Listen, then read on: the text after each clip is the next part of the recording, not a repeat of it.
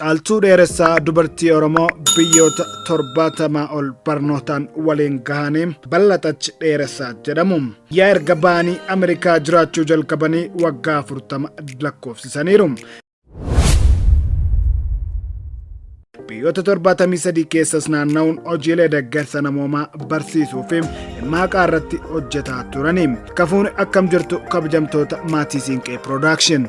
Sagantaa keenya har'aatiin dubartii Oromoo seenaan isaanii magaalaa lixa Oromiyaa irraa ka'ee biyyoota addunyaa waliin ga'ee isiniif qoonnaa haga xumura qophii keenyaatti nu faana turaa isiniin jecha kanneen Siinqee Production subscribe gochuun maatii nuuf ta'aa isiniin jecha seenaan isaaniis akkana jechuun eegalama.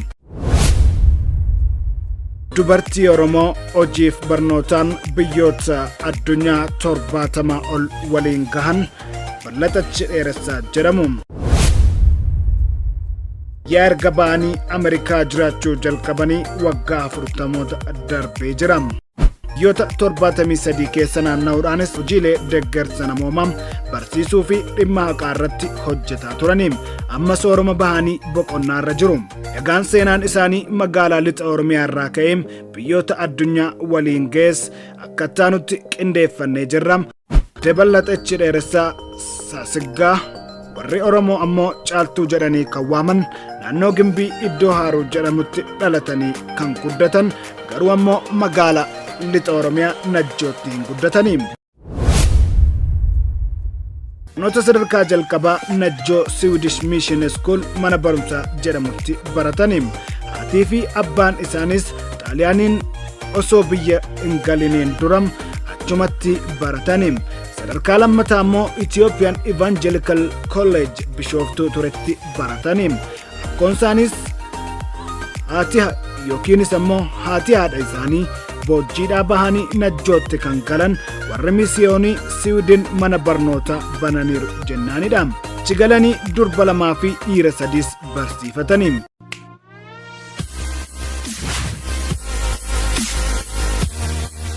Yeroos abbaan warraa irra jiru. Haati isaanii akkuma faana ishee hordofteetti unuunnu barsiiste kan jedhan hiikkaan barnootaas akkasitti daddarbaa isaan bira akka ga'e kaasanii dubbatu. Isaanis ammoo barumsa kanaaf jechadha kan haalaan jaallatanii. Barnoota Yuunivarsiitii Haayile Sillaasee barachuu barbaadanis yeroos yennaa Haayile Sillaaseen aangoo irraa bu'u jala waan tureef barumsa itti fufuu hin dandeenye.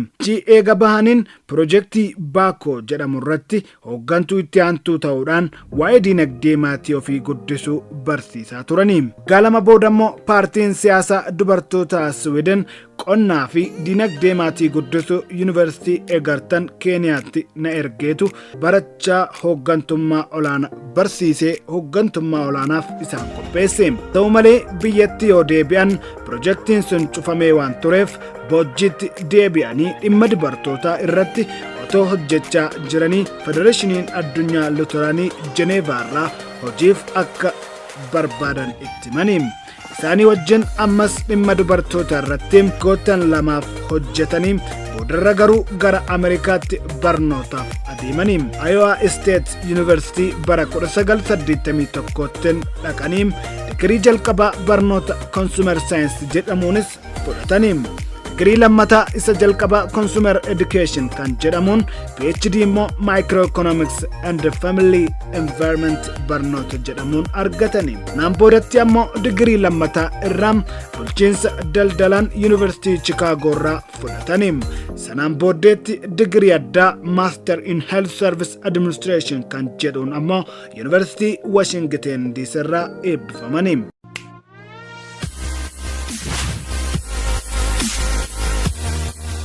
Barnoota PhD eegga xumuraniin booda Yuunivarsiitii Minnesota jiru keessatti Piroofeesara gargaartuu ta'anii tajaajilaniiru. Isaan booda waamicha Evangelical Lutheran Church jedhamu irraa isaan qaqqabeen guddina biyyoota addunyaa fi deeggarsa yeroo balaa taasifamu irratti hojjechaa turanii. Baqattoota warra balaan lolaa irra gahee qe'ee isaanii irraa buqqa'anii fi namoota dhukkuba HIV'n qabaman garuudhaan guddina waaraa ta'e akka qabaatan gochuu irratti daarekteera ta'anii hojjechaa turanii. Hojii kana irrattis waggaa 20 yeroo dabarsan biyyoota 73 adeemanii deeggarsi isaan ergan hojiirra ooluusaa namoonni deeggaramuu isaanii fi gargaarsa biraa akka isaan barbaadanillee hordofaa akka turan himu. Kitaaba Oromtitti jedhu yookiin kitaabni kun Oromtitti The Forgotten Women in Ethiopia History jedhama. Waa'ee dubartii Oromoo seenaa Itoophiyaa keessatti irraanfatamteeti. Warra dhiiraa ilma ormaa jedhu ishee dubaraa immoo maaliif Oromtitti hin jennu kan jedhuun maqaa kana kennaniifi. Kitaaba kana otoo 2003tti maxxansiisin dura immoo waggaa dheeraadhaaf ture. Isaan warreen waldaa qorannoo Oromoo bara 1986tti hundeessan keessaati. Jetti waa'ee aadaa, dinagdee fi siyaasa biyyaa irratti mari'achaa turre. Ani immoo waa'ee dubartootaan haasa'a ture jedhu. Qofaatu waa'ee dubartootaa dubbata. Dubartiin Ameerikaa Boonii Hokomp kan nuti qabbannee jennuun nu faana jirti turte. Yeroo sanattis kitaaba Oromoo Dimookiraasii jedhu nama 5 ta'anii barreessuuf erga walii galaniin booda Dr. Asmaroom Laggaseen kan yeroos nu gaggeessaa ture biyya isaatti galee hafee jennaan kitaaba kana qofaatti barreessuu jalqabne. Kitaabni kun kan irrattis xiyyeeffatu dubartoonni Oromoo biyya sanaaf maal godhaa turaniin dubartoota kanneen akka Warqituufaa kan Walloo bitaa turan waa'ee isaanii namoota biyya alaatu baay'ee barreessee gatii ta'eef isa walitti qabaniin namni akka baruufis gochuu yaalaniin. Kaan immoo dubartoota gama barnootaan Onesmus Nasiib waliin turan kanneen akka Asteer Gannoom, Lidiyaa Dilboo fi Aadde Feeban haadha koofaa barsiisaniiru. Gama biraan ammoo yeroo bara Dargii dubartoota sababa ilaalcha isaaniif yookaan abbootiin warraa isaanii yeroo biyyaa bahan saba isaanii dabarsanii gatii hin kennineef mana hidhaa bu'an jajjaboo turan ammallee jiru. Waa'ee isaanis kitaabicha keessa galchaniiru. Dhumarratti ammoo waa'ee sirna siiqqee Asmaroom Laggasaan waliin mari'achuudhaan aadaa ergisaa malee Oromoon dubartii akka hin corqorsine waan baraniif kana dabarsuu barbaadanii barreessanii turani. Egaan Aadde Ballaxach dubartii Oromoo jalqaba digirii 3ffaan eebbifamte ta'uu isheen beektu turte. Garuu waggaa 35 dura PhD fudhachuu dubbatti.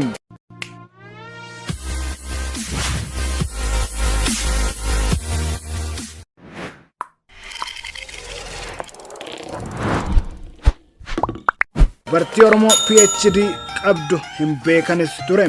Dubartii maastarsii qabdu tokko nan beekam. Kanaaf anuma natti fakkaata garuu yoo jiraatan baruun barbaadas jechuun dubbatu. Gaadheeraa barachaa fi hojjechaa eega turanii ammoo dadhabbii baay'ee qabam. Kanaaf amma abbaa warraa isaanii Dr. Biraanuu Gammachuu waliin magaalaa Ameerikaa George Town jedhamtu kan Washington irraa xiqqoo fagaatee argamu keessa haara galfiirra jiru. Ta'u malee yeroo barbaachisaa ta'etti waa'ee dubartii Oromoos ta'e waa'ee biyyaa nan barreessa jedhu. Ijoolleen shamarranii adaraa barumsa keessatti cimaan dhaamsa isaaniiti. Yoo barattan isa kan sammuu keessan keessaa fudhatu hin jiruunis jechuudhaan barattoota Oromoof dhaamsa isaanii dhaamu.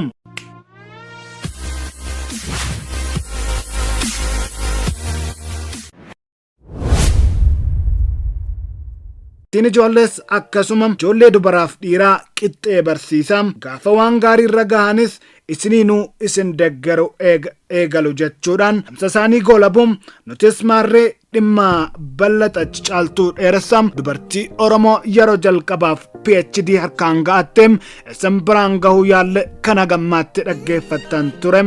Qophichi yoo isinitti toleerate hiriyoota keessaniif sheer gochuudhaan biraan gaasiniin jennam. Qophii biraan haga walitti deebinutti nagaan nuuf tura.